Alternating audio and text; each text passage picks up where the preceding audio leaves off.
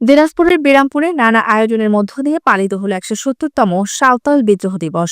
সিধু কানু চাঁদ ভৈরবের নেতৃত্বে ১৮৫৫ সালের এই দিনে ইংরেজ শাসনের বিরুদ্ধে যে বিদ্রোহের সূচনা হয়েছিল তা আজও অনুপ্রেরণা হয়ে আছে আদিবাসী সমাজের কাছে। সোমবার সকালে উপজেলা আদিবাসী সমাজ উন্নয়ন সমিতির আয়োজনে শ্যামপুর আদিবাসী একাডেমি প্রাঙ্গণে আয়োজন করা হয় আলোচনা সভা ও সাংস্কৃতিক অনুষ্ঠান। সভায় সভাপতিত্ব করেন আদিবাসী সমাজ উন্নয়ন সমিতির সভাপতি সুশীল হাসদা। প্রধান অতিথি হিসেবে উপস্থিত ছিলেন উপজেলা বিএনপির সাধারণ সম্পাদক মঞ্জুর এলাহি চৌধুরী রুবেল। আমরা আমাদের পূর্বপুরুষদের আত্মত্যাগ কখনো ভুলব না। এই দিবস আমাদের ঐক্য ও অধিকার আদায়ের প্রেরণা, বললেন সংগঠনের নেতারা।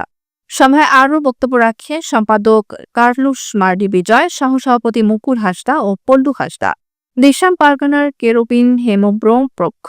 আলোচনা সভা শেষে আদিবাসীদের নিজস্ব ঐতিহ্যবাহী সাংস্কৃতিক পরিবেশনায় মুখর হয়ে ওঠে শ্যামপুর একাডেমিক চত্বর।